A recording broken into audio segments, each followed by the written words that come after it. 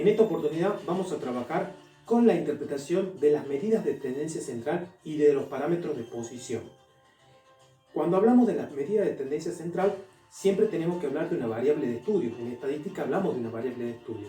Vamos a colocar un ejemplo de una variable de estudio para que analicemos en términos de esa variable de estudio cada una de las medidas de tendencia central y de los parámetros de posición que a la vez se van a ir reflejados dentro de lo que se conoce como un resumen estadístico. Vamos a colocar una variable de estudio, por ejemplo podría ser sueldos de los empleados de una empresa,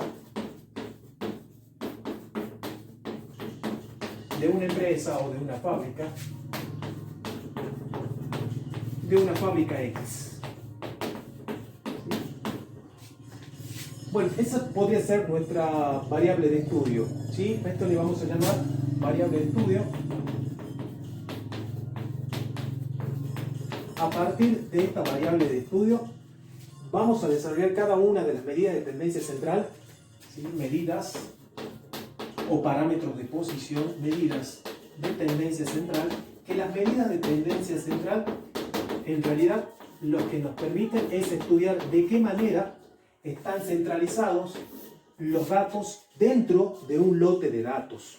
Vamos por la más conocida que se conoce como media aritmética o también conocida como promedio.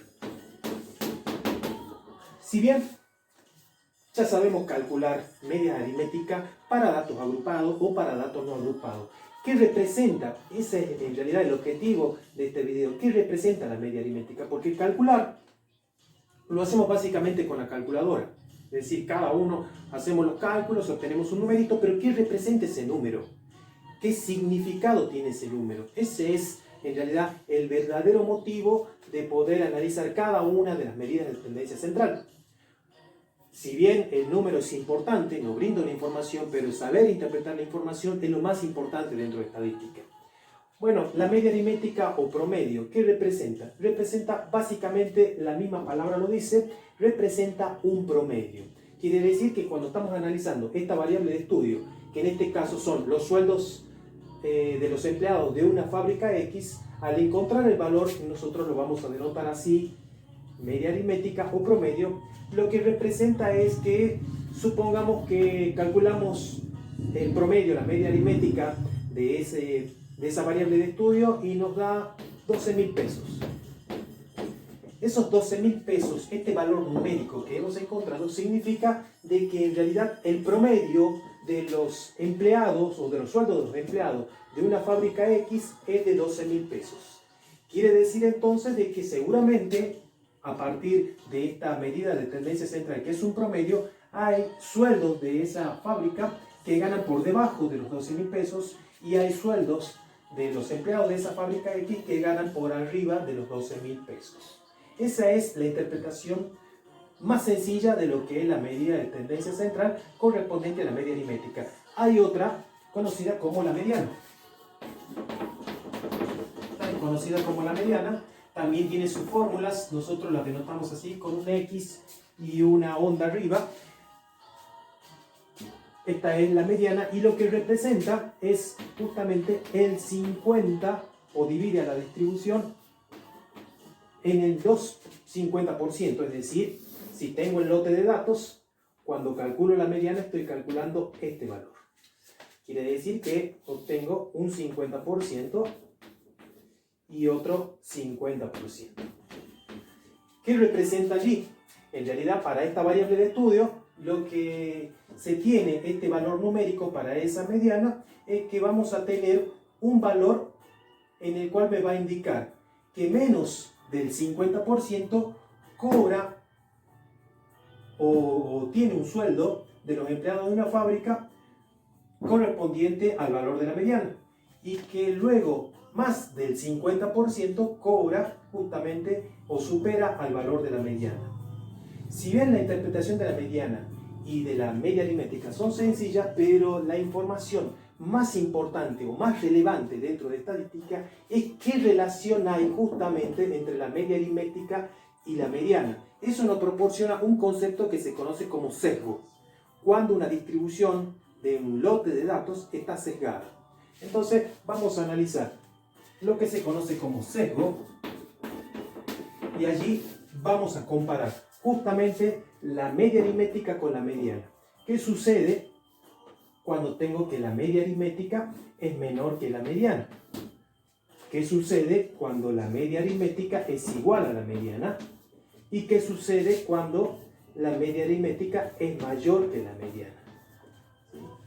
Eso significa entonces que cuando hablamos del concepto de sesgo, que si la media aritmética está a la izquierda de la mediana, significa que estamos hablando de un gráfico así, donde tenemos la media aritmética, la mediana. ¿Sí? La representación gráfica de esto sería justamente de que la mediana, la media aritmética, está ligeramente sesgada hacia la izquierda, es decir, tiene sesgo negativo o directamente sesgada hacia la izquierda. Sesgada a la izquierda. ¿Sí? Ahora, si lo tenemos de esta forma, acá estamos diciendo de que tenemos la media la mediana y la media aritmética. Acá vemos que ligeramente la media aritmética supera la mediana. Eso significa, para este caso, haciendo una interpretación, es que seguramente alguno de los sueldos de esos empleados es bastante alto y eso hace que la media aritmética supere a la mediana. Entonces, cuando comparamos la mediana con la media aritmética y observamos que la media aritmética o el promedio supera la mediana, seguramente hay un valor de la variable que es bastante alto, que hace justamente que la media aritmética supere a la mediana. Y de acuerdo a la variable de estudio, es la interpretación que podríamos hacer. En este caso, podemos decir entonces de que esta está sesgada hacia la izquierda, tiene un sesgo positivo o sesgada a la derecha. Sesgada a la derecha. Bien, y acá sería el caso contrario. Si la media aritmética es menor que la mediana, seguramente hay algunos sueldos que son bastante bajos que hacen que la media aritmética esté alejada de la mediana cuando hay una diferencia significativa, ¿no? Cuando la media aritmética y la mediana coinciden, que puede pasar en muchos casos, allí estamos hablando de una distribución totalmente simétrica. Allí decimos que la distribución es simétrica, que son los tres casos del sesgo de cada vez que hacemos una interpretación de la medida de tendencia central, como es la media aritmética y la mediana.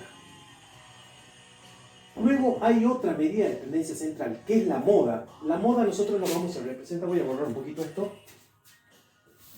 Voy a borrar esto.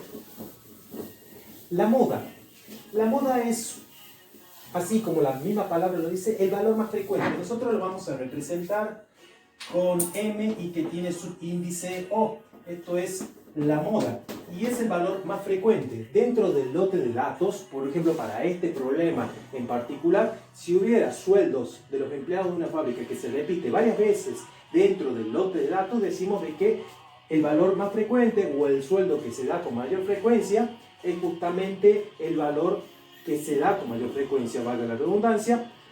Y esos valores quizás no sean únicos, quizás de acuerdo a la categoría de los empleados, puede haber empleados que ganen un determinado valor y que haya 6 o 7 empleados que ganen un determinado valor. Y que haya otra categoría en donde haya otros 5, 6 u 8 empleados que ganen la misma cantidad, que ganen otra cantidad de valores que también sean varios. Entonces ahí se dice que es bimodal, es decir, la moda no es un único valor, sino que hay varios valores de la moda. Además, puede ser de que todos los empleados de esa fábrica, en este caso es un poco difícil para este problema, pero si estamos tomando, por ejemplo, las medidas de las personas que ingresan a una determinada carrera, la estatura, puede ser de que de 50 personas que hayan ingresado, ninguna tenga exactamente la misma medida. Entonces ahí decimos de que la moda no existe. O sea que se puede dar de que todos los valores sean diferentes, entonces no hay ninguna moda. ¿sí? Bueno, después aparecen otro valor muy importante, otra medida, que son los cuartiles. Los cuartiles que lo vamos a representar con Q sub 1, Q sub 2 y Q sub 3. Eso significa de que al lote de datos lo estamos dividiendo justamente en 4 partes iguales. Vamos a tener que esto es Q sub 1, esto es Q sub 2, acá voy a tener Q sub 3 y vamos a ver. Quiere decir que de acá hasta acá estamos hablando del 100% de los datos de la distribución. Acá tenemos nuestro primer 25%, nuestro segundo 25%, nuestro tercer 25% y nuestro cuarto 25%. Vamos a observar que los cuartiles lo único que hacen es dividir a la distribución en 4 partes iguales, en 4 25%. Este es el cuartil 1, el cuartil 3, que son los más importantes, y el cuartil 2 en realidad coincide con la mediana. Van a observar de que después vamos a ver un rango intercuartil, que el rango intercuartil lo que me produce es justamente la diferencia entre el cuartil 3 y el cuartil 1, que me da, no es otra cosa que el 50% central de la distribución.